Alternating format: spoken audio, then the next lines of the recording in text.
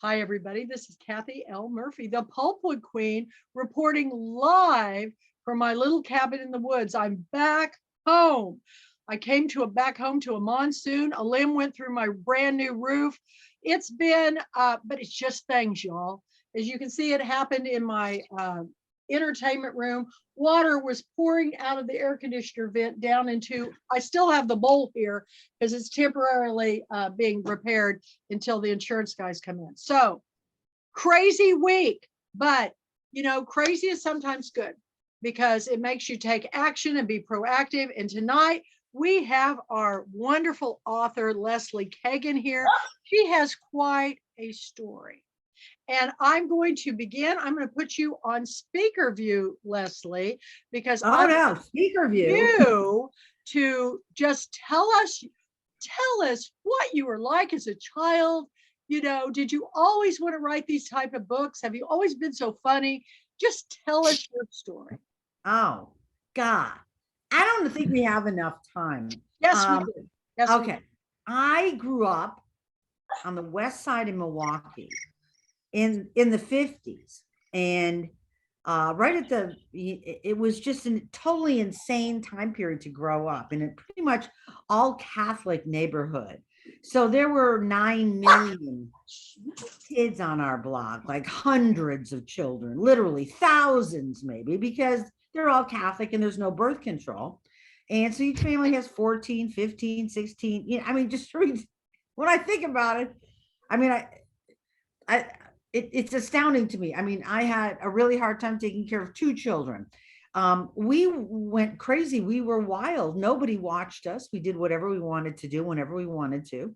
There were pretty much no rules in the sense that during the summer, especially. So, which is why I set so many of my books during the summer. I think that the adventures, the insanity, the craziness, the scariness, because along with that kind of freedom comes things we should not have been doing. And scary stuff happened back in those days. I mean, they like to call it the good old days. But pretty much everything that went on back then is the same as what goes on now, except for weapons. And although there were switchblades, but not the kind of total craziness we have now. But what would happen is we just all get swept under the rug. I mean, so there's all this horrible stuff that would go on, and you'd hear about it, and yet it was never addressed. Also grew up in the kind of neighborhood where you were expected to fight your own battles and fend for yourself. There was none of this going home. There was no self-esteem hadn't even been invented yet. So there was just just go on, get out of here, don't come back until the street lights come on. There was no, pampering. There was no hand holding. It was, I mean, it could be pretty rough. And you had to get pretty resourceful and cagey in order to do okay in that neighborhood. You were bound to piss somebody off. And so you also had to be an incredibly fast runner. I think I started really pretty young, sussing things out and keeping my eye on people, because you never knew when something was going to happen. And I can remember I think I was just actually born to write. I can't remember a time when I did not write. I've been writing my entire life. The first time I can remember receiving any real big attention for it was in 4th grade, when there was an all-school poetry contest at St. Sebastian's. And I think, I can't remember what the assignment was, just write a poem. And whoever won, and it went up to 8th grade, whoever won would win a silver dollar. Oh my. I mean, that was big bucks back then. Silver dollar, that was a lot of money. It's 100 pieces of penny candy. Huh? Yeah, exactly right. I mean, silver dollar? Wow. So I wrote a poem, and this is how I'll give you some of it.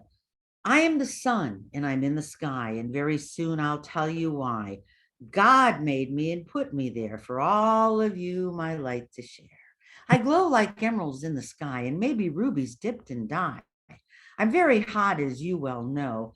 God made me just to glow and glow. I was a smart enough kid to know that the more times I can mention God in this parochial school, the better my chances were to win that silver dollar. Sure enough, I did. I went, oh, there's money in this writing.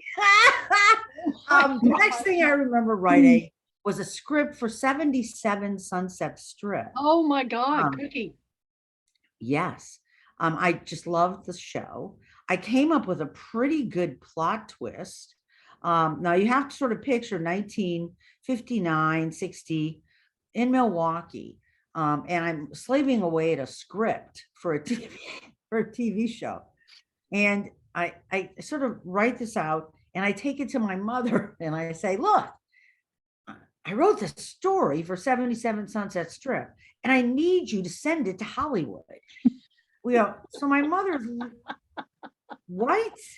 I mean, my mother barely talked to any of us anyway, right? I mean, it was just sort of like, go to bed, brush your teeth. I mean, she didn't want to talk to us. And so I'm like, oh, yeah, okay. So I wrote this, and honestly, as y'all like to say, bless her heart, she sent it off to Hollywood. And how she even knew how to do this or knew the address or anything, because there's no computers. I mean, there's like party line telephones, for God's sake. So, and so every night, Friday night, I would sit in front of our funky, gigantic, I mean, like the TV took up the whole room. And I would wait for my story to be on the show. Oh my. It was so sad. It never actually happened. Although there was one episode in which a cat smuggled jewels into the United States in its cat collar, and that was my plot. What am I going to do, right? They didn't follow my story, but they did use my plot. And I did get an autographed picture of Ed Cookie Burns. Yeah. My first book, my debut book, Whistling in the Dark, I wrote when I was 56 years old. I had done so much writing up to that point. I'd written a lot of comedy stuff. I'd written thousands of commercials. I wrote features. I just wrote. I particularly loved to write complaint letters where I just write these hideous letters to people who I feel are acting and behaving like indecent human beings. I cannot picture it. And so at this point, okay, now where am I at? Okay, I'm so there. So then I go to college. And so I'm writing. I go to live in New York for a while, come back, go back to college again. And when I was in college, I got hired to work as a rock and roll DJ in one of the first really rock and roll radio stations in the United States. And that's what I think Kathy's talking about. I posted about that today. So one of my FB friends, I don't know even who this, an FB friend who you say hi to every once in a while, but don't really know her. She sent me a picture and said, "Is this you?" Yeah, it was cool, man. It was. I looked at it and I thought, God, I was so much better looking than I thought I was. That was my first thought. You know how when you're that age, you're like, so blonde. I know. Well, I'm still pretty blonde, but still, I mean, it brought back so many. I mean, it was a ball. I was a hippie. First of all, I'm surprised I remember it because I smoked so much weed during that period. So it was an amazing time. I mean, I got to sit in an interview with John Lennon. I emceed a million rock and roll concerts. Frank Zappa and I hung out for an afternoon. I mean, just insane, sort of amazing. Hendrix performed in a club in Milwaukee, literally like 3 feet away from me. And I can remember thinking, God, I think this guy might go places. I mean, this was just like at the very beginning of his career. Oh God. And then as often happens in radio, I got fired. This happens like all the time in radio. And so and I was married at the time, and I thought, well, we don't have any money and we're like really getting poor. What should we do? Well, we should move to California. So we put our stuff in our little Fiat convertible and drove out to California.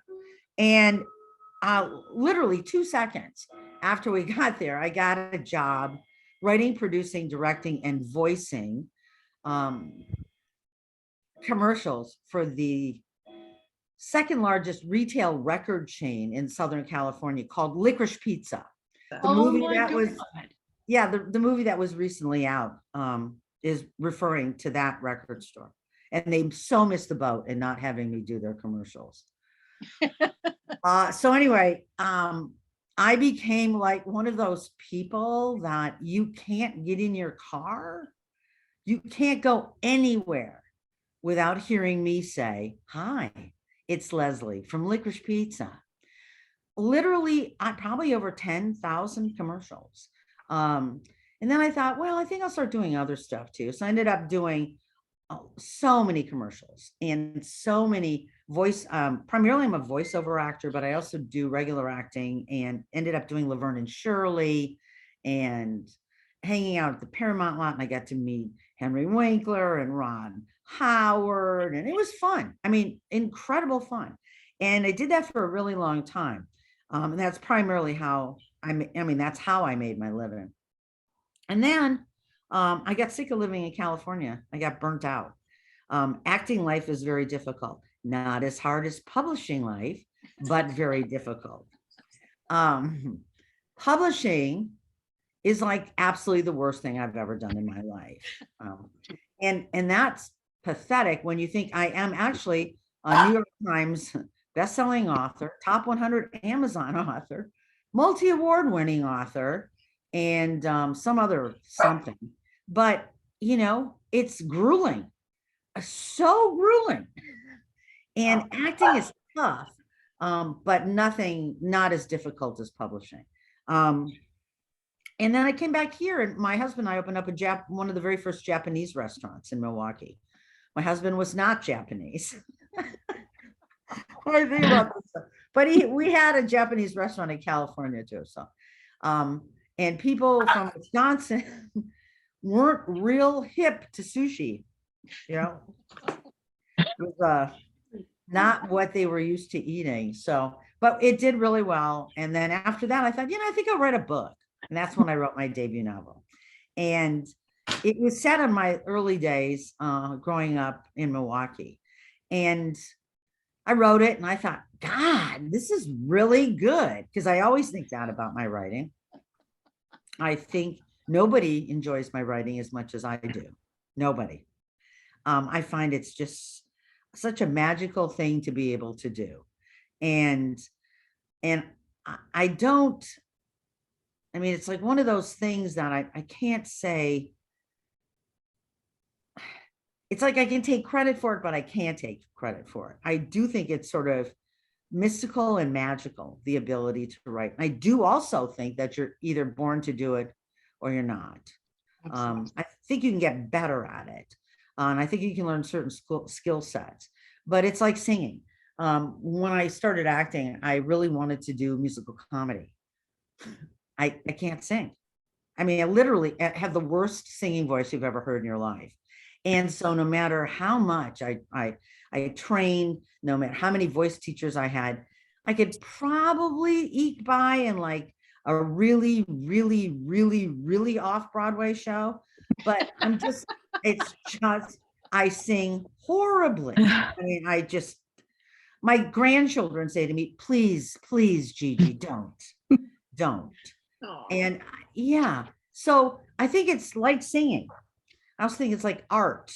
I think it's like a lot of the arts, painting, singing, a lot of everything. You either are born with that sort of thing. My daughter's a fancy schmancy attorney, where this came from is a mystery, because I literally have no left side of my brain. I mean, it's just only right side. It's like, oh, let's create something, or let's make something, or let's get in trouble. I think the trouble part is on the right side of the brain as well.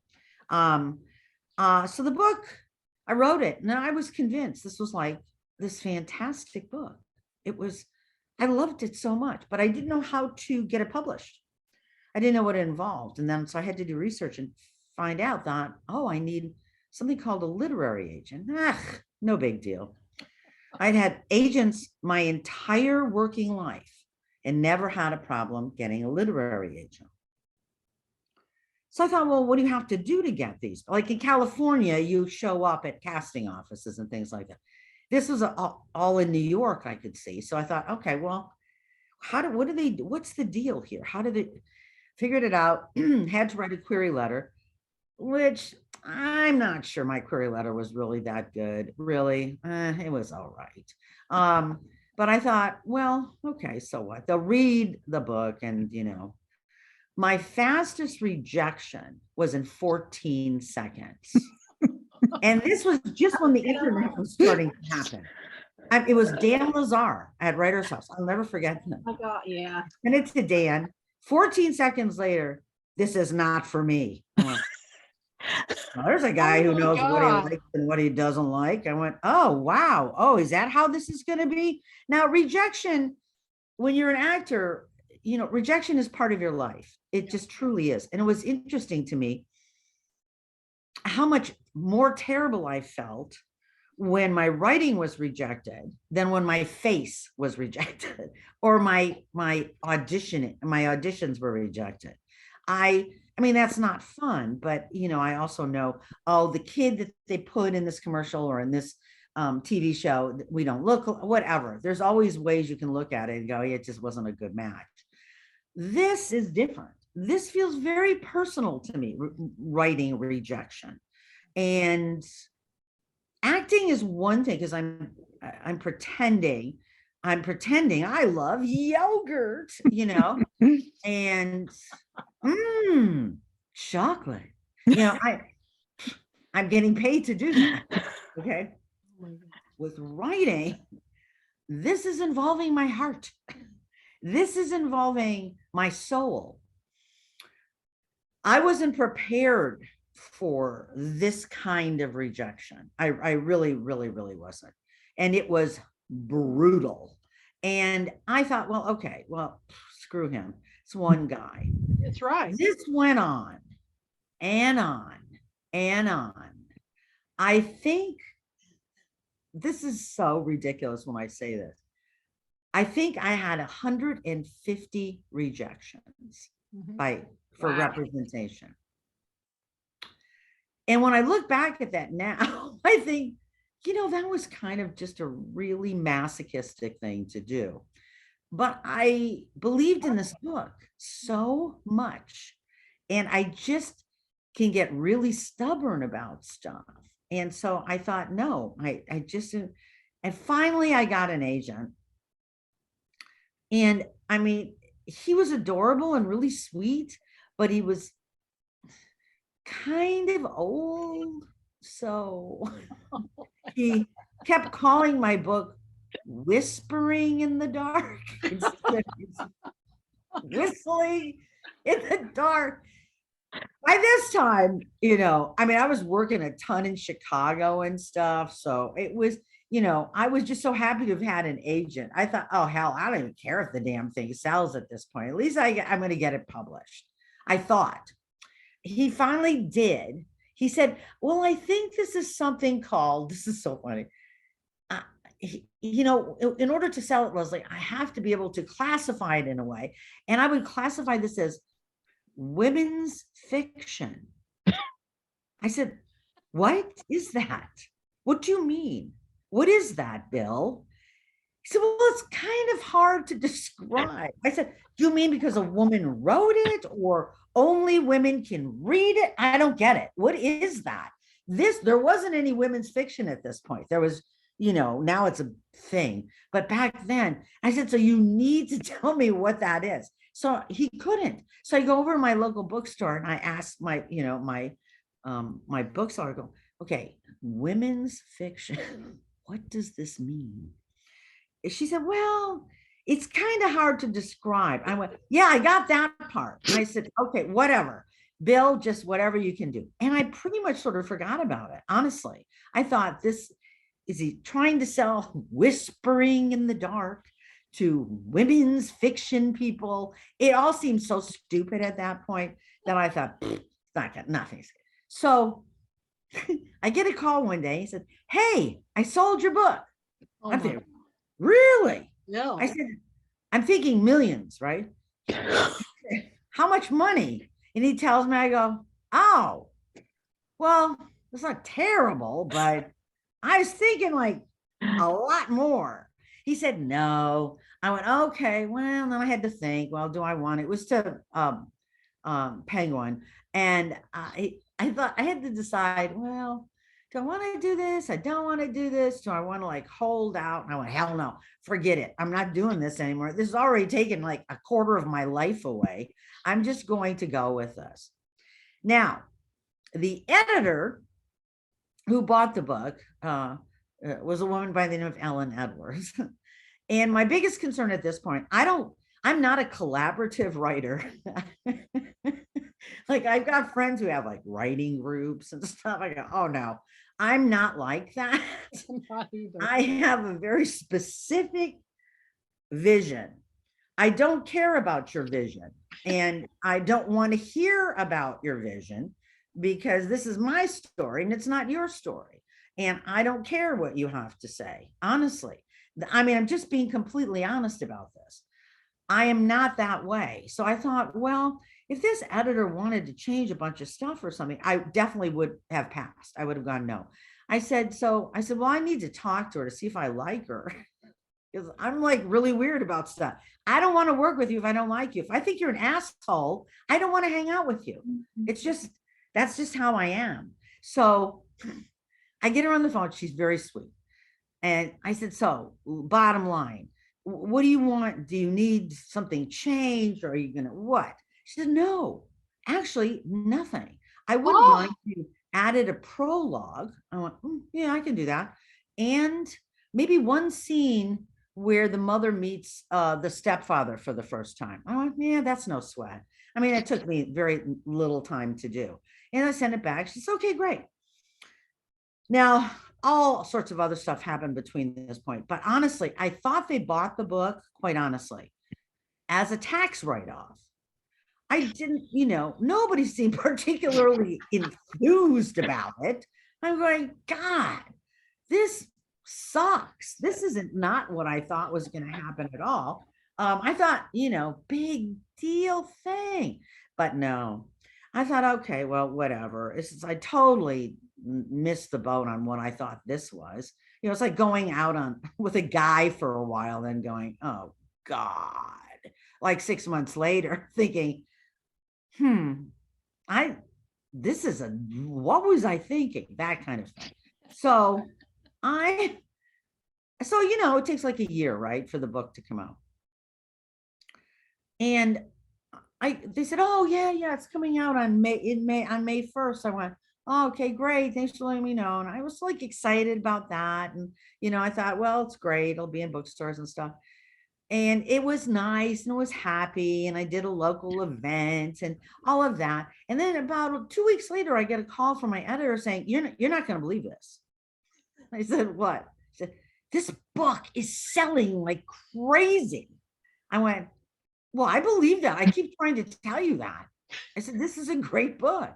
And she said, yeah. So they thought it was like a little, Midwestern thing. I mean, they didn't even want me to set it in Wisconsin. They said, nobody sets books in Wisconsin. I went, all right. Yeah, but that's where it's at. So we all have to cope with that. And it just went crazy. The book just went crazy because the indie booksellers glommed onto it. And there's one particular one, Jill Miner up in Michigan, who pushed and pushed and pushed on this book. And about, I don't know, 2 months later, I get the call from the editor that says, you're not going to believe this. I go, what? And she said, well, we sold it all over the world. And I went, great. And it's a New York Times bestseller. I went, what a great life lesson. For all of you who are thinking about trying to get an agent and you're thinking, God, these people are so smart and they know everything. And so does everybody in publishing. That would be an erroneous assumption. That's right. They have no idea what they're doing. And they have no idea what's going to sell and what's not going to sell. So back in that day, I was talking to my Penguin salesman the other day, and we were talking about how much fun we had. The olden days of book publishing was a gas. Everybody went on tour. You just had so much fun. It's not like that anymore. And it's very business oriented. People. Who's your Penguin sales rep? Who was it? Who is it? Brian Wilson. Brian Wilson. Did you know Howard Slutz? That sounds familiar, but oh my God, he was one of my favorite salespersons. So much fun. Yeah. So much fun. Yeah. Brian and I once snuck out of this huge event in Chicago. I think I was speaking at it to smoke a cigarette. And we get outside and the door closes behind us. And we can't get back into the building. I went, oh, you're going to lose your job. And we were laughing about it like about a month ago. It was fun. It was like fun. It's not like that anymore. It's all numbers now. Yeah. Editors aren't even the ones who decide to buy books. Right. The sales team is. Yeah. And to me, it's lost so much of its enchantment at this point. I'm on my 10th book now. And over the years, you could see it happening, just eroding more and more and more until it got to the point with my last novel where the publisher actually said to me, okay, this whole political correctness thing, it's got to stop. It has. It has to stop. Right. I have in every now and then, there is a gay character. In the 50s in Wisconsin, this was something nobody knew anything about. Right. But you'd hear a grown-up say, oh, they're a homo. Like, homo. You didn't put this together, what this meant. You're just a kid, right? Or light in their loafers. That's what my dad used to say. And I didn't know what that meant. I didn't know what that meant. No, well, you don't know what the hell's going on when you're a child because nobody would talk to you, right? So, right. Yeah. So in this book, the girls really like this guy and they're talking in their treehouse and they said, well, he's a homo. And the publisher gets in touch with me and says, we can't say that. I know. I said, what do you mean? She said, we can't say that. I said, this is 1960 in the Midwest. What is it? What word do you want me to use? You have to say gay. I went, I'm not doing that. I am not saying gay because you all have decided that that's politically incorrect thing to say. No, I'm not doing it. There are certain things, one has to be somewhat cooperative, but when you start changing history, right, this is just ridiculous. So I stood firm on that. And so they gave in. Now, they're unbeknownst to me, they had already gone into the manuscript and changed everything and turned every reference to homo or light in the loafers to gay. I said, you change that back right now, or I'm going to sue you. And so they did. Now, the only problem, they used correct all when they did it. When I was reading the proof, and thank God I read through the proof, there was a point where the kids were in the backyard on a swing. And Frankie says, well, isn't she having a gay old time? But in the proof, it said, isn't she having a homo old time? I started laughing so hard. And I thought, this has gotten to the point of ludicrousness, and I just find here, I don't like all this fighting all the time. And that's pretty much what it's gotten down to. So Yeah. much of publishing is about arguing, trying to stick up for yourself, trying to make sure that, they don't talk you into changing something. And then when it doesn't sell, it's your fault. Right.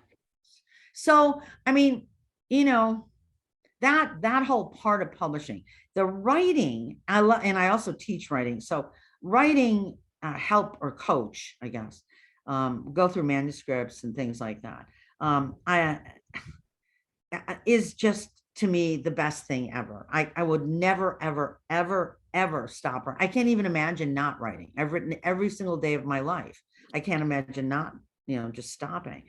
I'm not so sure at this point that I want to keep publishing. I find it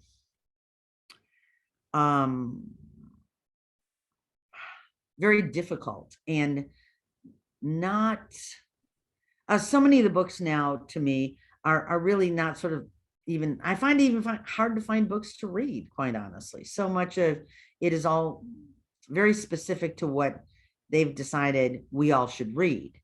And based on sales calculations and algorithms and all that sort of stuff, that is heartbreaking to me. So I'm not sure. I'm at a crossroads right now. I've completed another book called It's Going to Take a Miracle, and we'll see what happens with it. Oh, my lights went away.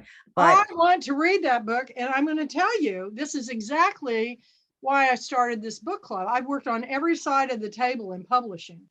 And I've told everybody a long time ago, it's all about the story, man. If you don't have a great story, quit copycatting formulas. exactly. I love your writing. Whistling in the Dark is a fantastic book. And I'm laughing because when I wrote my book, the publisher came to me and said, "I'm sorry, but you can't say Turd Creek." I go, "I'm sorry." And they go, "You talk about how you ran through the field to go wading and creeking in Turd Creek, and you can't say that. We don't want to offend the Christian market."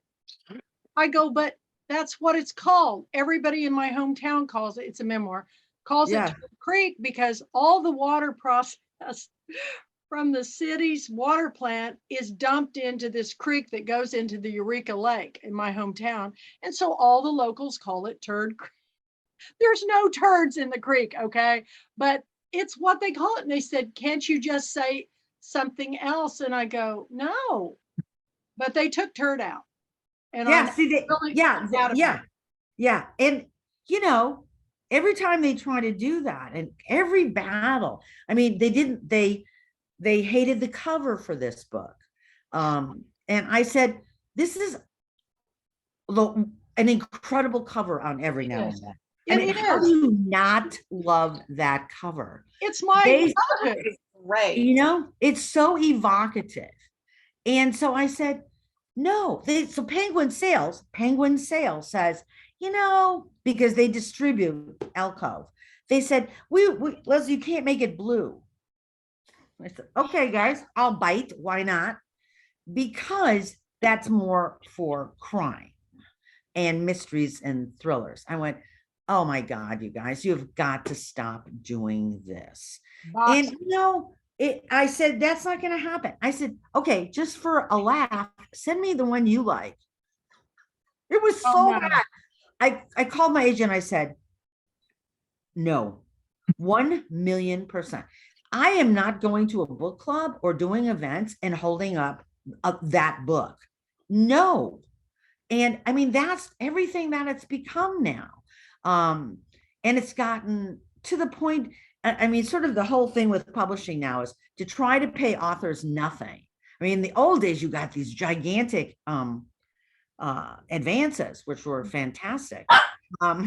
But nowadays, they try to give you nothing. And then they don't market your book because they don't want to pay any money, but they make enough that it's profitable for them. Not so much for the writers. So it's, backwards. It's backwards. And I can remember a long time ago when I first started writing fiction and novels, I read Anne Lamott's great writing book, Bird by Bird. And I remember thinking, she has this one part, I can remember exactly, where she says, she's talking about writing, she's talking about, and then she gets to the publishing part. She says, I want you to know right now, and I'm going to tell you this, it's not what you think it is. That's right. And I can remember lying in my bed reading that thinking, oh, come on. How, of course it is. It's just this amazing dream. It's just, God, to get a book published. Wow. And I find myself thinking about that all the time. It's not what you think it is. And, there's not a lot of avenues at this point. Self-pubbing is extremely difficult unless you are a whiz at marketing, like really, really knowledgeable. And so many people are publishing books. There's just very little way for people to know that your book is out there. So it's, I sort of just feel now we'll have to wait and see what happens. But at this point, I don't know. We'll see what happens. But I'm not, I'm pretty pragmatic about the book world, obviously, as you can hear. So, but the writing, I mean, wow, the writing, always magical, always excited to do it every single morning. There you go. Well, I want to read the book.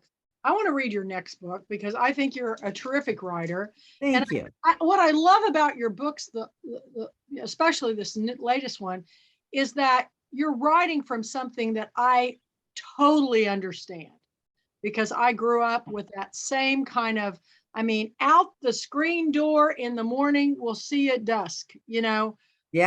People go, well, where'd you go to the bathroom? I go in the bushes. They Right. go, oh, my mom wouldn't let us back in the house. She locked the door. My mom had to watch her shows. Oh. Like, I think she's doing this. Yeah. And did she have bridge club? She didn't No, want anybody in the house for bridge club, She just seemed to clean the house all the time. It was cleaning the house. But back then, it was harder because, it's a blue collar family. There weren't really dishwashers and things like that. Sort of grocery stores were just sort of being invented. So, it was tougher. You had to we put didn't clothes have on the line, that's it. We didn't have washing machines. Yeah. We had ringers, and Yeah. then you'd have to take it out and hang it. I don't know. I love this idea. I know it's confusing to some people, and this happens a lot with my books. Not all my books are narrated by like 12 or 11 or 12-year-olds, but I have maybe 4 or 5 of them that are narrated by a 12-year-old kid or a 10 and whistling, because I believe that within all of us, we're still exactly who the hell we were when we were children. Exactly. We have different skill sets. We've learned to, well, some of us have balanced checkbooks, drive, stuff like that. But at its heart and our very essences, we are the exact same kid that we've always been. And my stories, I think, are very appeal to that part of humans that know that about themselves, that know and can remember and can feel the sensuousness of children. Children are so sensual. And I love it. I love writing from that viewpoint because I can write about, somebody told me today, they were reading Good Graces, which was the second, not a follow-up, but sort of, it was just the second to Whistling in the Dark. And they said, this book is tricky. You're just like your book. They said, it's like, it's funny, but it's really dark. I said, yeah, I know. That's right. Because that's what life is. Life is really dark. And you better find something to laugh about or you're never going to make it. And I'm a big believer in that. And I think that the way kids are and their perceptions of the world, they're the funniest people on the planet. Truly, they are the funniest people on the planet. For a while, I was teaching a 5th grade comedy class. I have never laughed. So, I mean, I've Oh never man, laughed so that's an hard. age. Oh. I'm telling you, funny, the stuff they say is just, I was trying to teach them some improv and do stand up and all sorts of different stuff.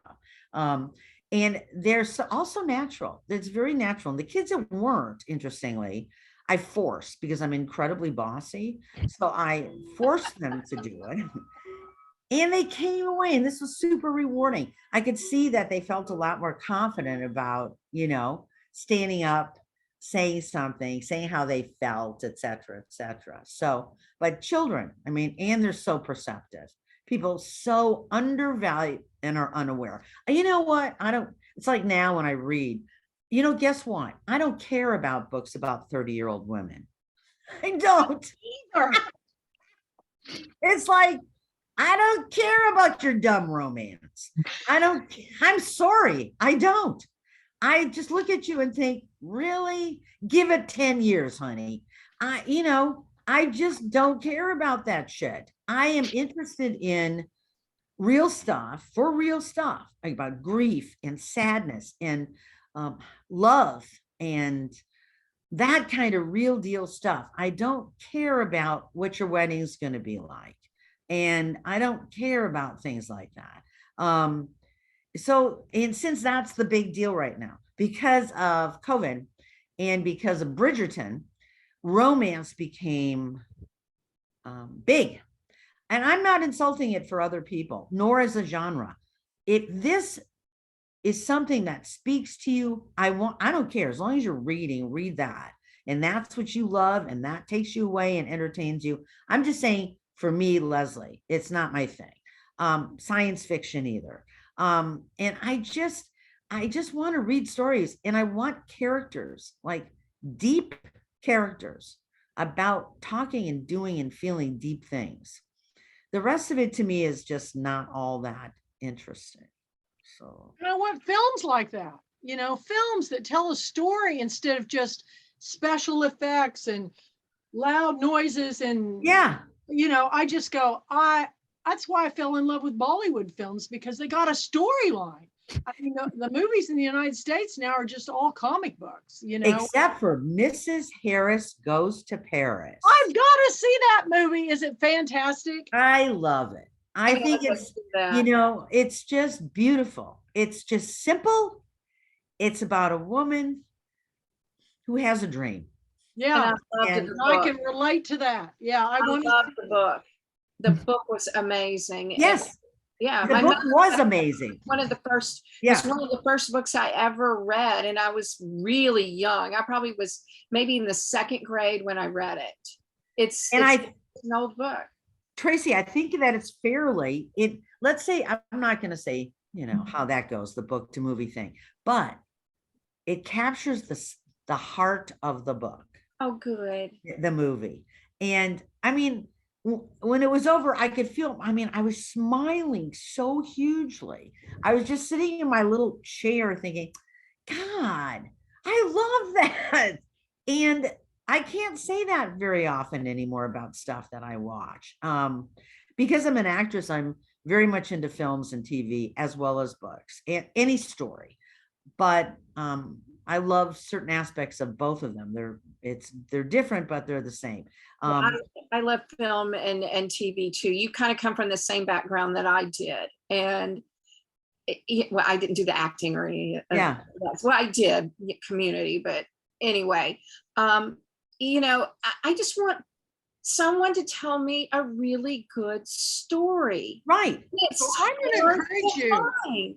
I'm going to encourage you. Don't you dare stop writing and publishing. We'll find a way, because you got to be stubborn and say, oh no, we don't. I don't want to read another, book about, getting a boyfriend or, marrying the right guy. I want to read stories about people that just beautiful stories, and they can be happy, they can be sad, they can be whatever, but keep writing. So did you know Iris Rainier Dart? No. She was a comedy writer for Cher on the Sonny and Cher show. No. She wrote Beaches. which she was Oh, really it's a famous for great, that. great movie. I had her It's a come great book. years and years ago, but she has a whole background in writing like you, and you kind of remind me of her because she's so funny, and that she doesn't even try to be, but she's so used to writing every single day. And I think they're taking one of her books into Broadway or something. She's working with her daughter now, but I keep up with her because she's just funny. And Linda Bloodworth Tomlinson's another friend of mine that I just love her and loved her Designing Women, Evening Shade, and all that. So, but I watched Laverne and Shirley. I'm sure I saw you on there over and over because I thought that was Happy Days. All those were cute shows when I was in high school. So keep writing. Keep I writing. will. Please keep writing. Oh, And I won't quit writing. It's just No. that I don't want to spend my days anymore, getting an agent. I mean, I had to drop my last agent. I've had very powerful top tier agents. But you know what's happened for me is that in order to get to a certain position in publishing, just like anything else in life, you have to suck a lot of stuff up. Same with acting, same with anything that you do. When you're coming up, you have to take a lot of shit. I'm just too old for that now. I just am not into it. So when in the publishing world, agents expect you to kowtow and grovel and treat them as if they're royalty. Same with publishers. And it makes me so sad that writers forget They're the talent. they're working for you. You're What? the talent. You're the talent. Exactly. I mean, I went out. I mean, after I fired my agent, I thought, well, what do I want to do? Well, I suppose I could go around and sort of try to get a new agent. And I never had trouble before getting an agent because they look at sales, right? So I said, okay, well, this is going to be a breeze. The last month I've tried to get an agent, I have been shot down left and right. And it's a lot of it is that they say, well, oh, we love the writing, we love the story, but there's just nothing like that out here now. I went, yeah, see, that's sort of the idea of it, the creating something different part that is appealing to me. Not, it's like that TV show, those Chicago shows on television. First, there was like Chicago Fire. And then there was like Chicago Cops. And then there was like Chicago Dentists. I mean, it just is never ending. The Housewives. Formulaic crap because they say this is what people want. So we're going to give it to them. So that's how we make money. And I don't know. I keep thinking, I've talked to a bunch of my friends, who are really wonderful, wonderful writers who find themselves in similar positions. And I said, well, what do you want to do? They go, well, I said, I know. I mean, wonderful writers, people. I mean, if I told you their names, you'd know them. And I said, well, what do you feel like you want to do next? And they go, I don't know what I want to do. And the way things are right now is very, very difficult. So, I mean, we'll see what happens. I mean, I don't know. I mean, usually I'm really gung-ho. I'm like this really gung-ho, never give up person.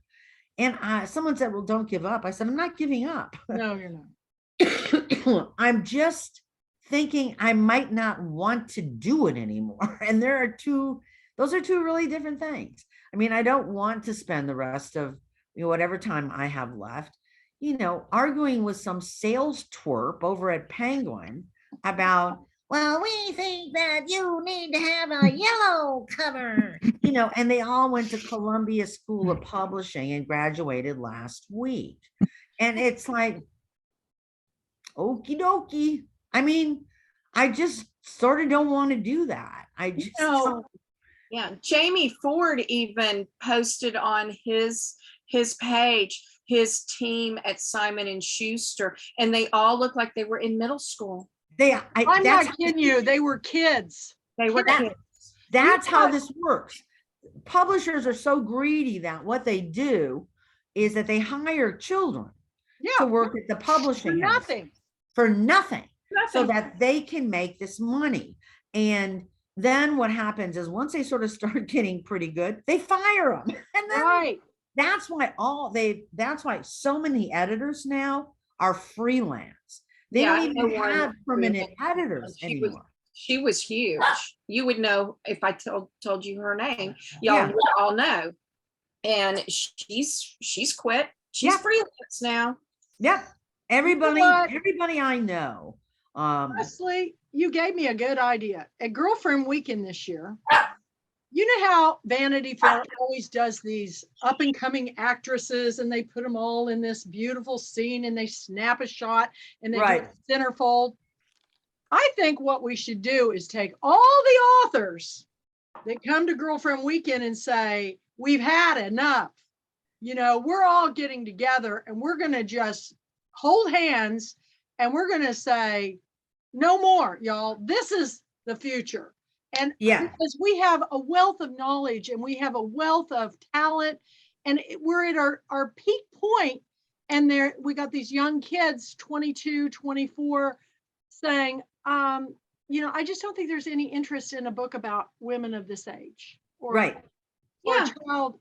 And it's just because, you know, I know that agents are also, they're aging out. These young editors don't want to talk to a woman that's nearly 70 That's right. because it's intimidating to them. They want somebody that comes in that looks like them, Exactly. you know, and that is like, you know, that same went to the Ivy League college and their daddies paid for it and they want to, that's what they want to do. But I'm saying, and that's what I've always said, when I started this book club, it was because the local book club invited me to come. And then when I said, what are we reading next week? The hostess jumped up and pulled me out into the hall and she said, oh, I'm so sorry you misunderstood us inviting you. We invited you here as a guest because there can only be 8 in our book club. And unless somebody dies or moves away, you can't be in it because that's all that fit around our table. And I'm thinking, well, if I'm a guest, how'd I fit around the table? You know? Right. And so I drove home and I was pissed. I thought, okay, if I'm going to be in a book club that I want to be in, I'll start it myself. And that's how I started. And within 1 month, I went from 6 complete strangers to 150 members. Yeah. And then I spread out and I had 12 chapters. And within 3 months, I had the Oprah people calling, Good Morning America, you know, Los Angeles Times. What are you doing? And I said, I'm making up my own rules. I played by your damn game all my life. And where did it get me? I'm broke as ever. Well, I'm still broke, but I'm happy, you know? Well, that's the difference too, Kate. That's the difference. I mean, it's like, I have this friend, I just use this as like a story, but I have this friend who wrote this book. Yeah. And I mean, it was a good book. It was a memoir. And I think I think she was at Penguin with me at the same time. And she sent me the book and she said, what do you know, the advanced reader. And I said, I looked at it and I thought, oh shit. I saw the cover. Yeah, And the my cover. Yeah. I said, she knew it too. She called me up. She said, did you get it? And I said, yeah. And she said, I'm screwed, aren't I? I said, you really are. Yeah. You're screwed. You're screwed. Because they picked the cover. The cover did not suit the book at all. It was a kind of cover for a while, like for a long time, people holding things in their hands was like on every cover, like a bird or a something. Or I said, this is a bad cover, honey. I said, I'm sorry. I said, maybe you'll just get lucky. But covers are huge. And when they mess with the cover, I said, you have to fight for it. She couldn't, wouldn't listen because the covers are the thing they will never bend on. And I got lucky in the last time. It's because I'm so obnoxious. That's why. I mean, everyone is very polite. And this was her first book. And they expect you to just do what you're told. Right. Just do what you're told. We're doing you a favor by publishing your book. And I understand why writers feel that way, because it's something that they want so badly. But then the perspective gets lost, and what you're doing is handing your power over to them. And once you do that, you don't get it back. And if you decide to go with whatever they want to go and you just give up and you can't, I'm telling you, I probably have seen this happen 100 times over the year. The book doesn't sell, and then you never get published again. Absolutely. Based on their screw up. So I always feel like, if live by the sword, die by the sword. If I'm going to stand up for this and I got to do this and I got to argue with you all the time, well, at least if the book doesn't sell, okay, then I made bad choices. But it's not because I let you make those choices for me. That to me is disgusting. I can't picture that. And the book didn't sell, and she never did get another book deal for about 15 years. After about 15 years, she got another book deal. The cover is everything. And my first book cover looked like a 6-year-old cut and pasted things out of a magazine. Yeah. All around this woman going like this. Oh, And I have to say, your first cover, I picked your book anyway because it was a great story. No, but I had to get it. I got a friend of mine to do my cover because I knew what I wanted, and I told him what I wanted, and it was the exact. Oh, it looked horrible. I was mortified. I'm like, I can't do this. People I know are going to see this book. It's and so this next book that I've got coming out, Kathy's doing the cover because I want it to look good. I don't want somebody to, mess it up. well, I understand that completely. I mean, I've read her book. I know what she wants. Most people don't even read the book that do the cover. No, Kathy, they don't ever read it. They don't read it. They have no clue. They're told by the editorial staff, my Land of 100 Wonders book, which is like The Maid before, like 10 years before The Maid came out, because it's a woman on the spectrum who solves a crime. They decided, they heard, oh, this book is set in the South. Oh my God. So they put on the cover, now this is a grown woman, they put on the cover a little girl barefoot, who I swear to God had some sort of foot disease. I'm telling you, no, she had giant hammer toes. And I said, guys, we're talking Penguin again. Guys, do you think women are going to look at this book and say, damn, I want to read a book about a little girl with hammer toes? I said, this is not what this book is about. Oh my God. Oh my God. I mean, it's just never ending. They said, okay, well, we'll put shoes on her. I went, Oh Lord. I said, okay, well, just answer this to me. Who is that little girl? I mean, there's no little girls in the story. Who is that? They go, oh, it's a metaphor. Hey, how about when they put a girl on the cover that has red hair? And Yes, the story well, is about a actually, girl who has mine black. does. Well, listen, Kathy, Whistling in the Dark cover came up, which is an iconic cover. People all who published after that book use that cover as sort of a prototype of the kind of book that women want to buy. Women's fiction. I said, oh, okay. So when I get the cover back, it's extremely important. It's a huge plot point that one child has red hair and one child has blonde hair. It's crucial to the story. Right. So the cover comes back and one girl's got blonde hair and one girl's has like black hair. I went, I said, you can't do that. You have to change that girl's hair to red. You have to. Oh no, we can't do that. We can't argue with the cover art department because they're like really mighty. And I said, you have to get it changed. People are going to pick this book up and say, who is that supposed to be? It's important. No, we can't. And then I lost my temper. And I said, listen to me. I live in the Midwest, yes. And they kept treating me like I was, milking cows every hour. I said, look, do you have Photoshop in New York? Because we have that new invention here in the Midwest. It will literally take your art guy 2 seconds to Photoshop this kid's hair red. No, I said, I'm not kidding.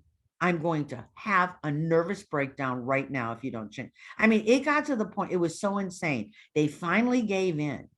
And I don't think a person's ever picked up that book that hasn't said to me, the number one thing that drew me to that book was that little girl's red hair. Yeah. I said, yep. Looking at it right now. It's great.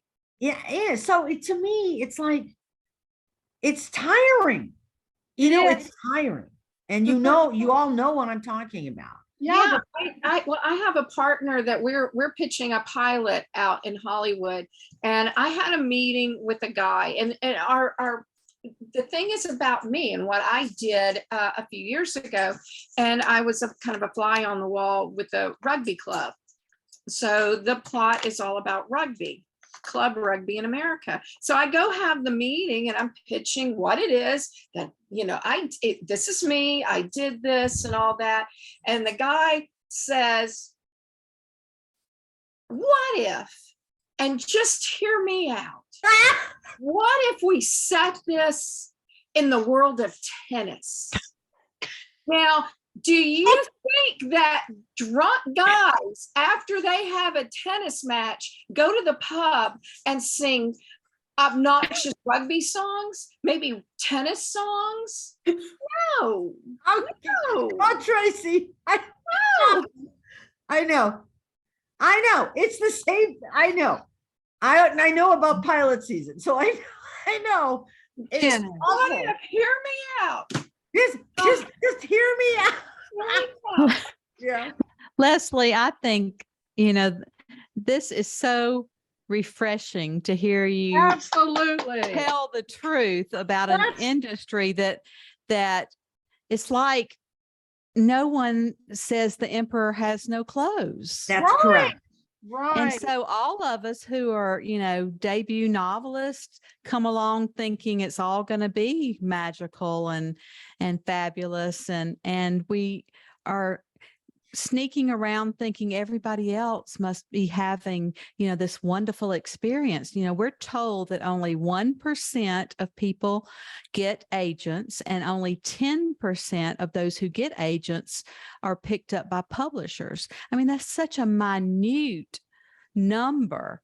And yet we're thinking we should be, in that tiny little percentage and reach the dream. How lucky are we that we got published, So, I love everything you said tonight so much. I hope everybody watches this on YouTube because it is absolutely what I've been saying for years, and you did it. A marvelous job. We need to get you on our writers club right away to talk to newbies, and we need to have this conversation, Lesley, because everybody's been so afraid to say it. And I called Linda Bloodworth Tomlinson. I said, she was pitching a new series with Lily Tomlin. And she said the girl was flipping her cross leg and she had her Louis Vuittons on and she was just wiggling her leg and she never looked up from her. She was looking through her phone while she was pitching this story to her. And Linda said, she never even looked at me. And she said, what, a car dealership in Kansas City? I don't think so. Nobody would watch that. And Lily Tomlin was going to be the owner of this car dealership. It was a family business where they do those crazy. That's a great premise. It would have been hilarious. Yeah, hilarious. Fantastic. And they wouldn't even listen to her. They wouldn't even listen. I mean, I was told by a media agent when he looked at my book, he said, Hollywood's going to sex up this book. And I said, well, I mean, it's got 3 women who get pregnant. There's already sex in the book. And he said, no, I mean, they're going to really sex it up. And I said, well, if they will just read the book, he goes, honey, nobody read. reads books. And I No. said, well, no wonder we always say the book was better. They Yeah. don't even read the book to make the movie. They said they'll just give the idea to a script writer and they'll do their own thing. That's pretty much it. It And is you know, pretty it much isn't it. that heartbreaking, everyone? Isn't that just, that breaks my heart. I mean, I have read so many wonderful stories, just beautiful books and beautiful manuscripts by writers that never could get them published. And it just breaks my heart.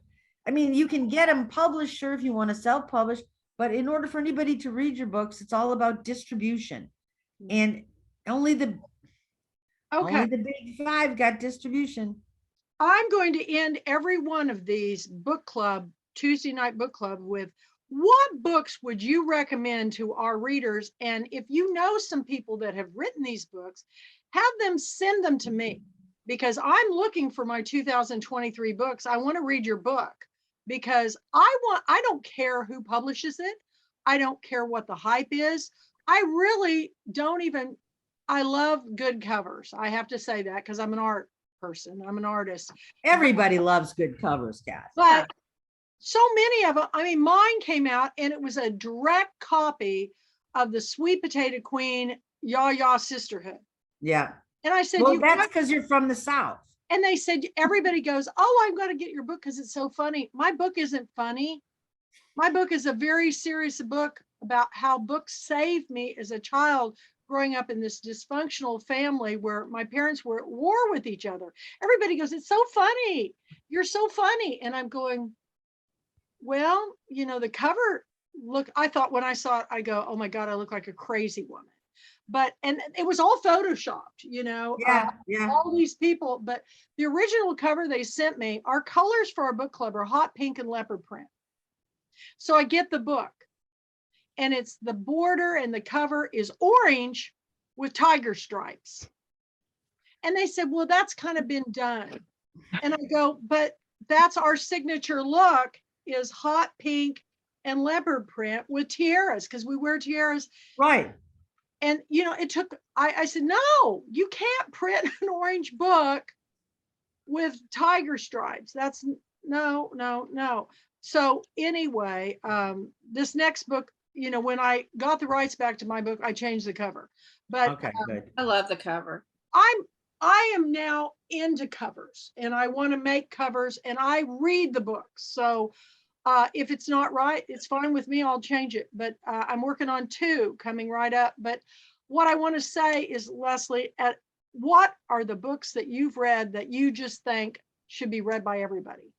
I want to know. No, I mean, that's really hard, Kathy, because There's so got to be at least one that comes to mind. 100% always and forever, it will be Mockingbird is my #1 favorite, To Kill a Mockingbird.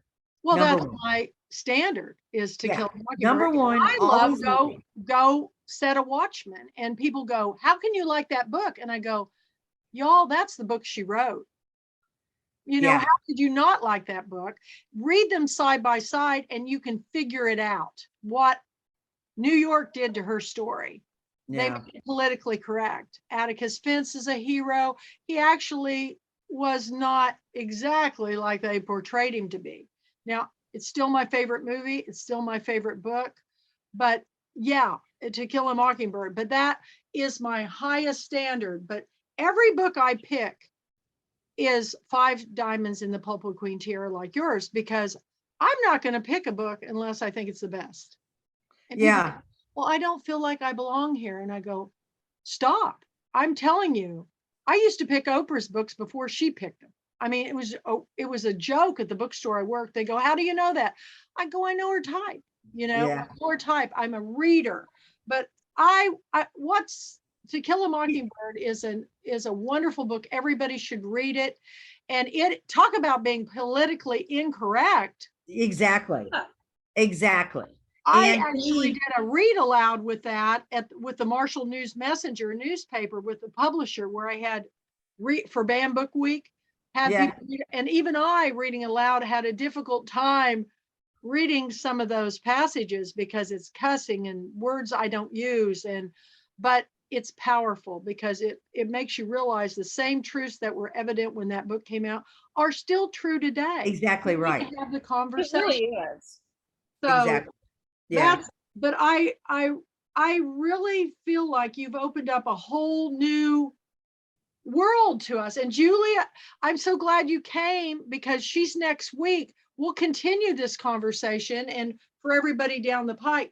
But if we don't adjust to the change and be the change, then we're going to get the same old, same old. I mean, Kathy, I think one of the biggest things for writers is you write in a very isolated, little cocoony kind of place. You're not in an office where you're hanging out with a lot of other people where you can compare notes. You're by yourself. And unless you have a broad group of honest friends who, a friend of mine, really, she's a wonderful writer. And she said to me, would you do this? Would you just read this manuscript and just send me some feedback back? Honest. I said, do you want me to just tell you how much I love you? Because I will. I can tell you how much I love you. Or I will really honestly tell you what I think might work a little bit better in this story. And she said, no, you give it to me because this is the problem. Yeah. No, she does. Because this is the problem. When you're a writer, it's very difficult to get good feedback from people you trust. Right. First of all, you have to admire this person. You have to think this person is a fantastic writer and a reader.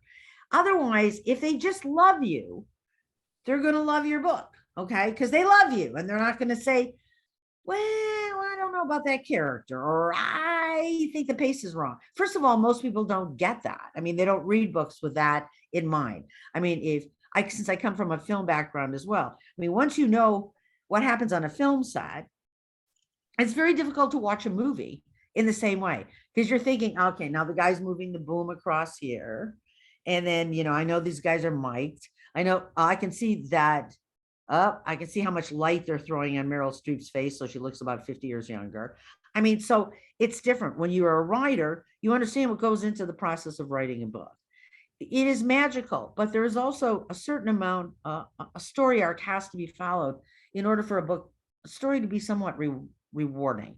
But Lesley, don't you think it's almost, after we've written a book and had it edited so many times, it almost ruins reading for pleasure because you are editing somebody else's work in your head. You're saying, oh, that editor told me I couldn't head hop.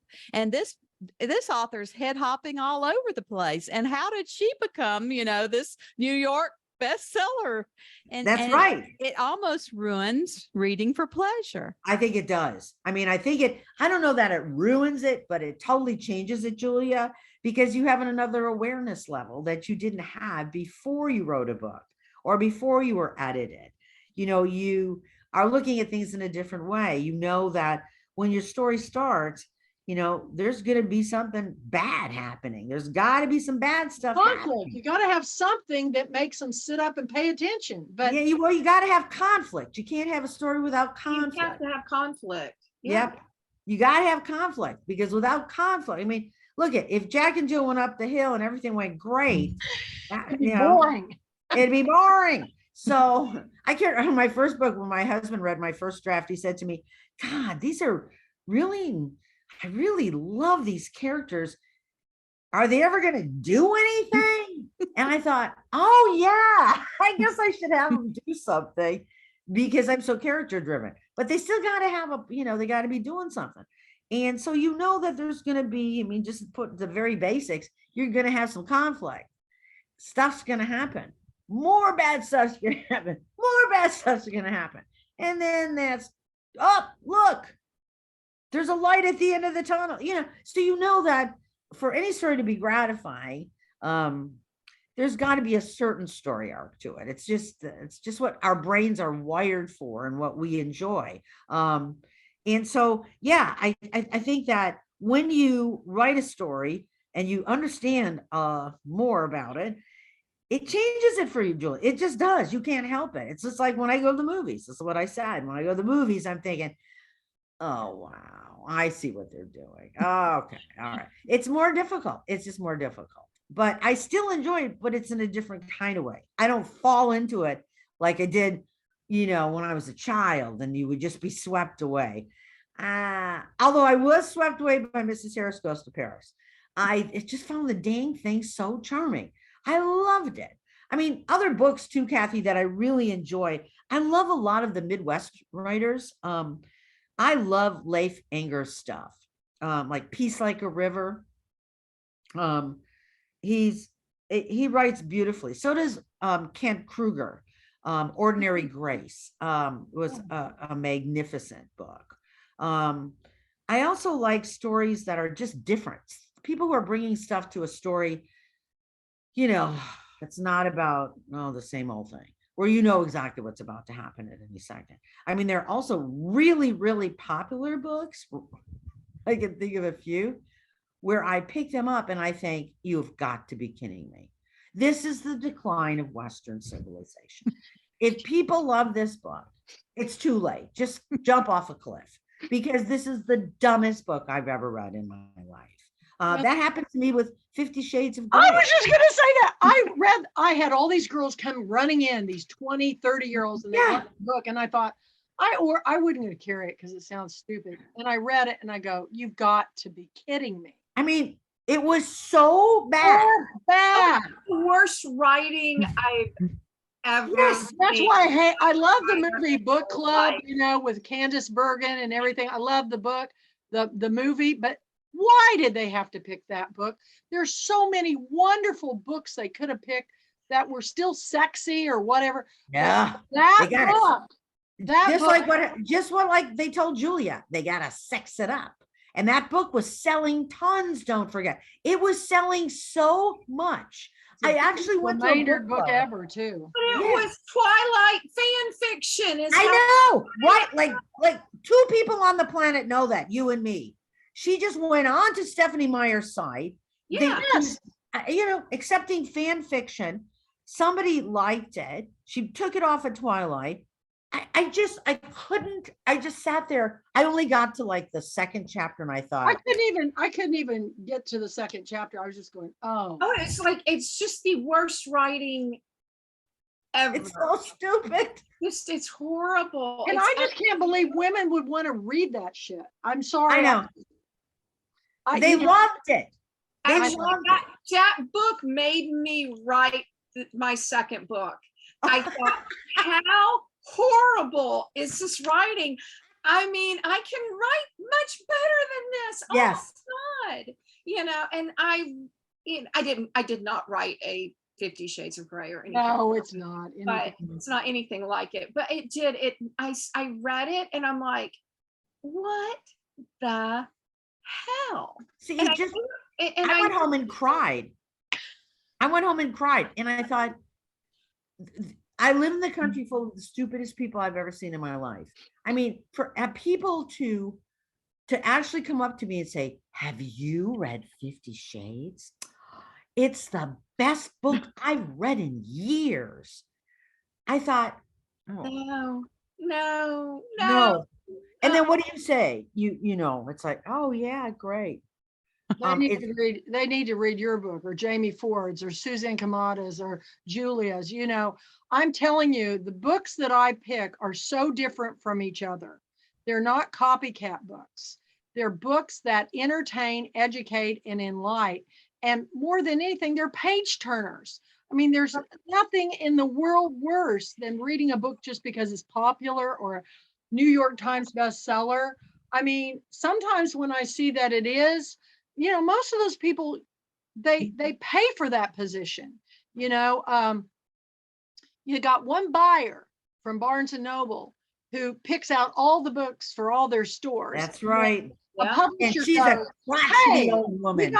we got so-and-so coming up, and if you'll buy the dump, the big display, and put in the front of your store, Yeah. we'll help you, and they're reporting stores. We're going to get your author on the New York Times bestseller. And then, so they order in 100,000, 200,000 copies of it, put the dumps out there, and 70% of them don't sell.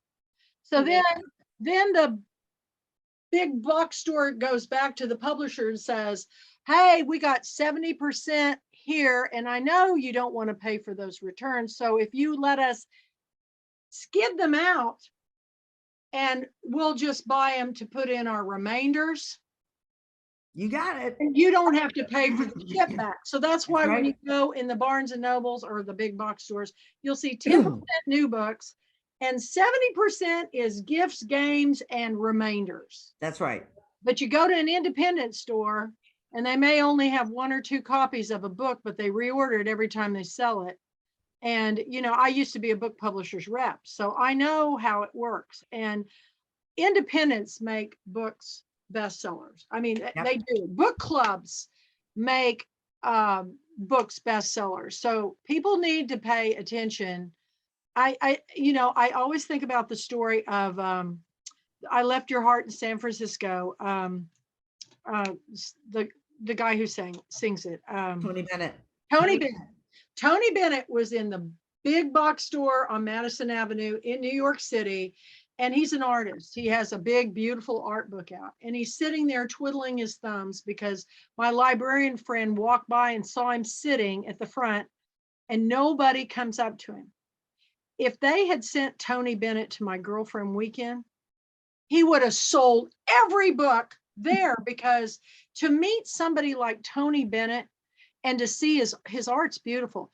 Why do they think just because they send them to New York, Chicago, Los Angeles, whatever, the books are going to be better sold than going to somewhere where people don't get to see celebrities? I've always said, I mean, when Rue McClanahan came to my shop and she had her new memoir, she called me up and she said, this is Rue McClanahan. I'm calling from Manhattan. Do you know who I am, Kathy? I said, well, I do. Because, I know you're a Broadway star and I know you were on the Golden Girls. And she goes, you do. And she goes, well, I want to come and visit you. I have a new memoir out and my son lives in Austin. How close are you? And I go, I'm a long way from Austin. I'm in East Texas. She goes, well, I'll just fly in to Dallas, rent a car. Anyway, she came. We sold every book that she had. Yeah. Did a makeover on her. I had more fun. She was a character, man. She was near Ardmore, Oklahoma. And, but we sold out. So, but if she went to New York and she sat, they go, what's the Golden Girls? I mean, there's a few people that still know, but it's on, the TV channel, but they don't know who she is. But people in small towns, Carol Burnett, Cher, all those television shows that we loved, Laverne and Shirley, Henry Winkler, all these people are celebrities. So why not go where all these little pulpwood queens are in small towns across the country and now in 21 foreign countries? I mean, it's just amazing to me that they can't see that if you want to sell books, you're going to have to change your model, people. Yeah, but this is all about ego and greed, Kathy. I mean, it's all about ego. Well, if it's so much of this is just this shell game. It just really is. Okay, if I get Julie Bearer as my agent, well, Julie Bearer is highly connected because she's married to a Pulitzer Prize winning author. So she's going to get almost all her books get fantastic deals. And because they're in New York, they become, National Book Club sort of categories. And you watch this and you watch it over and over and over again. You're going to see there's a big scam. It's a big scam. It's all about, everybody, all of, I'm going to stroke this person, and I'm going to stroke that person, and stroke that person. So it doesn't have a lot to do with, and that's what I want writers to know. They pour their heart and soul into their stories. And when they don't sell, the books don't sell, they're crushed and they take it very much to heart, and some of them get very sad and never write another book. And I think if they knew that it has nothing to do what they've written or the wonderfulness of their book, it has a lot to do with politics, and it has a lot to do with luck, and it has very little to do with talent and ability. It's Julie, Tracy, you know this from Hollywood. It has very little to do with ability. It has a lot to do with what you look like. And that's Hollywood. In book business, it's a lot of who do you know, and who, you know, how many books can get sold. And once that happens, you know, then you're off and running.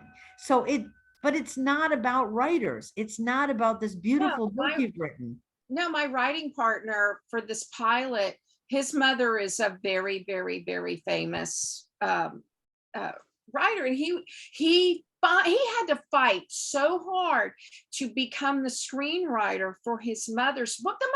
The book is about him, and they didn't want to hire him.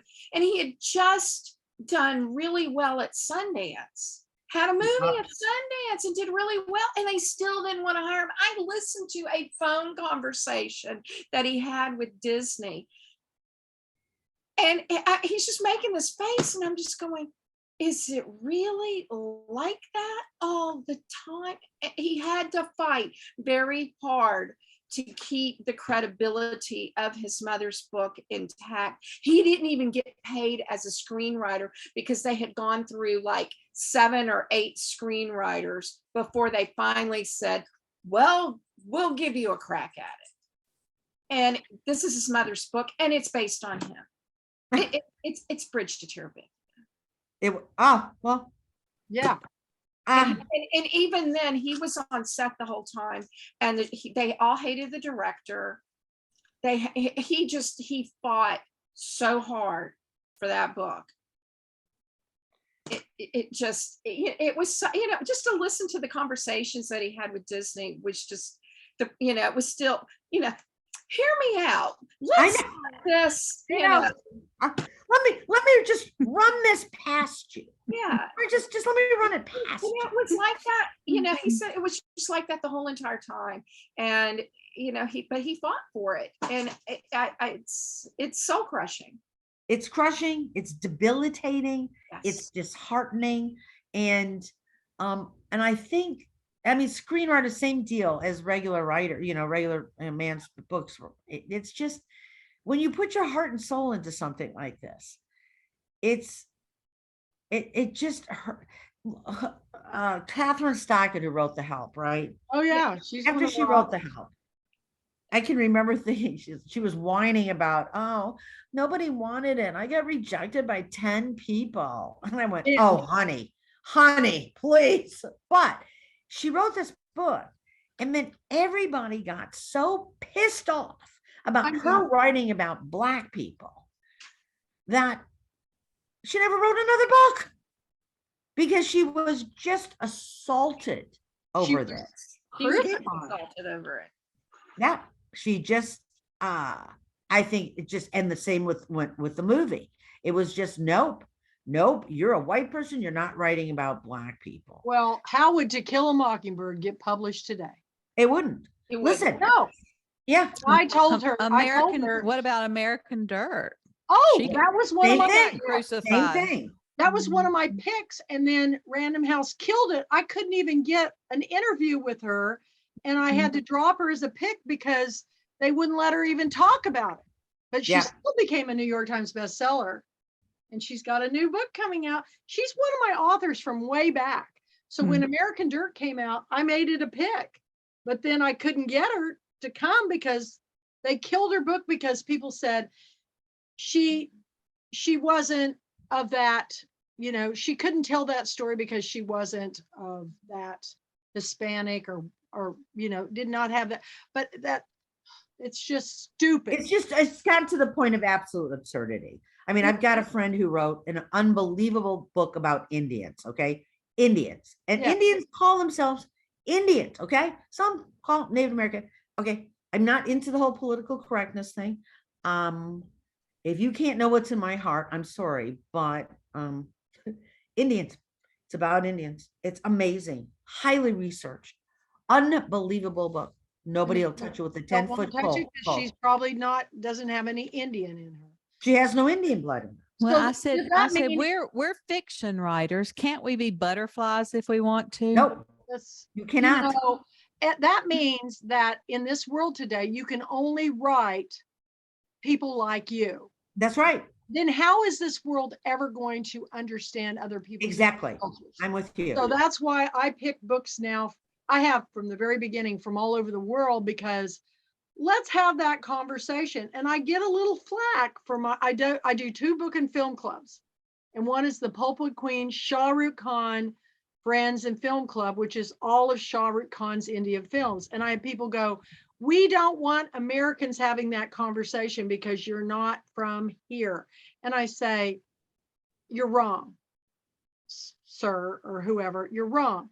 Because what I'm trying to do is if we have a conversation, you're going to find out that we have more things in common than you think we do. We may have different religions, different costumes, cultures, but we all have the same wants and needs. We all want food, water, shelter. We want to be loved, and we Right. want to have value.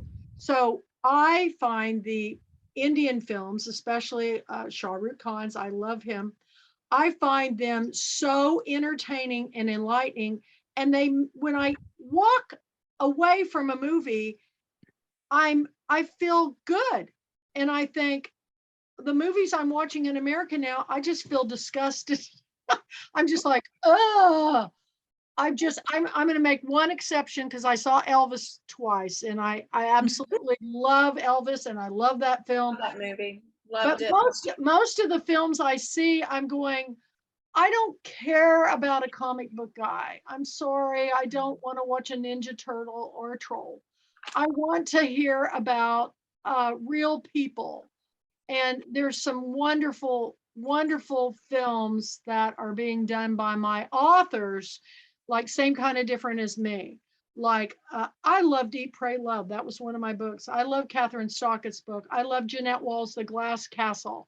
I love books that are telling stories that about people who are overcoming, no matter where they come from or how they're raised, and I don't even matter if they're, people go, well, you've picked a book about rich people. I go, well, I'm a big F. Scott Fitzgerald fan because I think he's probably one of the best storytellers. That's about rich people. I go, you don't think rich people have problems? I go, oh my God. I think the worst thing that can happen to anybody in this world is to be born with parents who are wealthy, because then you are always compared.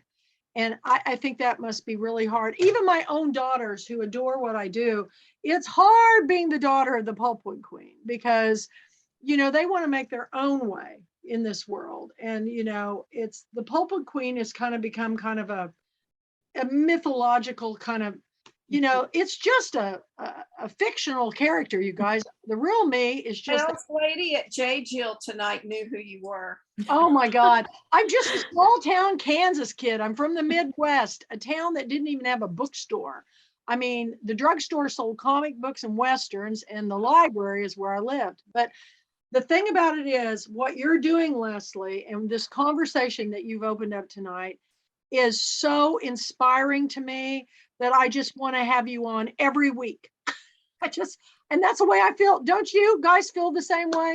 Oh, thank you guys. No, we needed to hear this because, I'm going to be 66 this weekend, and people go, oh my, Hey, happy birthday, kiddo. oh my God. And I go, you know what? I'm having the biggest birthday party ever. And I'm taking Bollywood dance lessons. I'm doing an art show. We're going to go see an Elvis production at the theater. And we're having a big party at my friend's wine store. It's going to be an all-day event. And I'm celebrating. I'm proud to be 66. I'm proud to still be here. And I hope I'm inspiring to young people everywhere that when you turn over 30, it's not over, people. I'm just getting started.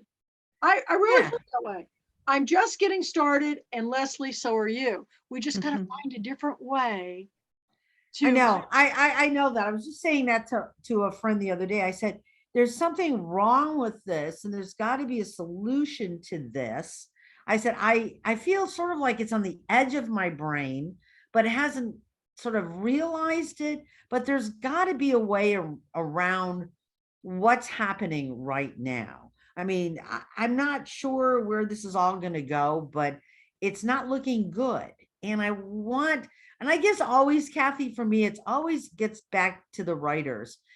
I feel so bad. I feel so bad for writers who start out, who don't understand, who haven't been through this, been through the mill on this stuff. And it makes them feel so sad and heartbroken when their book doesn't sell. And well, that's why we started our writers club. So our writers that are published could mentor to these newbies, these ones that are wanting, and telling them what it's really like. And it's going great. I mean, Suzanne has been coming to this stuff. Suzanne's in Japan, by the way. I mean, well, she's not right now. You're in North Carolina? South Carolina. Yeah. She's visiting her parents, but she lives in Japan, and she comes pretty much to everything. And I when anybody says, I just can't make the book club this week, I go, Suzanne Kamada comes from Japan. Y'all, do not tell me that you can't make book club meeting, because she comes from Japan. I mean, she signs on and it's not a good time, but she does it over and over. And I really pay attention to people who make if you do this effort, our lives are enriched, and we've been enriched by you. Well, that is so nice of you to say. Thank No, you. I mean, say something, guys. What do you guys think? I've become your biggest fan now, Lesley. Oh, get out. I mean, Yes. We you all know? feel that way, Lesley. Oh, guys, stop. That makes me feel so good. Yeah. You've got to come. I asked her to be on my comedy panel. She's Yeah. got to come. You've got to come, because everything you said, I'm going to have Marilyn prod you and have you share these stories, because first of all, it makes me happy. And life's too short not to be happy and share these short stories and join the conversation. So I'm hoping that you'll think about it. It's not I absolutely will think about it. We'll talk. I'm not the world's, see, this is the deal. This is what perfect traveling is to me. Okay. Sleeping in my own bed, Yeah. watching the Travel Channel. That's perfect for me. Well, if you come to Texas, you can ride with Tracy and me. We are picking up people. We're caravanning. Amelia Island. We're stopping in Shreveport to pick up Tracy. We're going to Covington, Louisiana to pick up another couple of friends of mine that are in my book club. Then we're going on to Fairhope, Alabama. I'm doing a trunk show and Tracy's doing a book signing. And then we're going to caravan in on Thursday of Girlfriend Weekend and meet all my Houston chapter. We're making a girl trip. Well, we got a guy coming too. We got Paul, my friend. It's basically a girlfriend trip. But Paul, he's a deep sea diver. He's been with National Geographic. He former military. Paul is like, him and his wife are two of my best friends. But anyway, we're going to make it into a memory that we will never forget, because it's not easy getting to book festivals and things. But if you can come with your girlfriends and do it one time. Julia's never been, right? Julie, you have not been. Suzanne's going to be in Japan, so it's really hard, and she teaches. But if there's any way I could figure out a way to get her there, I would definitely get you on a panel. And I just think the world of you, Suzanne. You're just such a great writer. But this one will be big, because we are going to show the world that the Pulpwood Queens rule, and we're going to change this. We're going to change this. And it's not going to be it's not me. It's all of us as a collective whole. So if we all join hands and put our noggins together and think about this, maybe we should all get together, all my authors, and take out a big ad in the New York Times and say, we've had it enough. That is Let's how take it I'm not over. gonna take it anymore. Well, you do see some of that stuff. It's like Hollywood, like a lot of that has started to turn a little bit. I mean, there's a long way to go, but at least there are, women saying, hey, guess what? You can't do this anymore. you Well, know, Reese Witherspoon, Drew Barrymore. I mean, Yeah. all these young girls they're doing some amazing things, and I watch everything they do, and I just applaud them. So, but it's, we're their future. We're these young girls' future, and they may not know it, but you bring a wealth of knowledge with you when you get to be this age. you So, do. so I know we've run way over, but was it worth it? That was so fun. I enjoyed this last- so much. Any last words for all of us, or you want to share with the world out there that will be listening? I hope everybody watches this show because it's the best I've ever heard. So what do you want to share? I just, I mean, I don't know. I guess in my heart of hearts, I want writers to be able to know that the process of writing a story is such a big deal. It's such a big deal. And yeah, it's like incredibly cool when hundreds of thousands of people buy your book. I'm not going to say that it's not, but it's really not what it's about. It's about you bringing this story to life, and to be able to have accomplished that is something that is amazing. Yeah, we all, when we write, we would want to share it with people. But unfortunately, that doesn't, it's like my wanting to do musical comedy. Sometimes it just doesn't happen. And it's really important to not lose sight of what you've done. Writing a book, creating a story is an astounding accomplishment. It's astounding.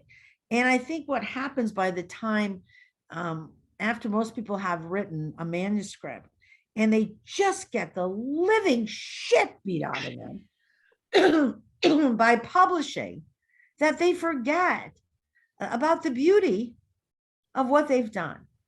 And that's, I think it's really important that you give yourself that, to say, I did this and I'm proud of myself, so it's simple, Proud of you. it's just I proud. am so proud of you. And to my dying day, I will be promoting you and your books, Well, because thank you. when you become a Pulpwood Queen author, it's not over with that 6 weeks or 3 weeks now, whatever it is.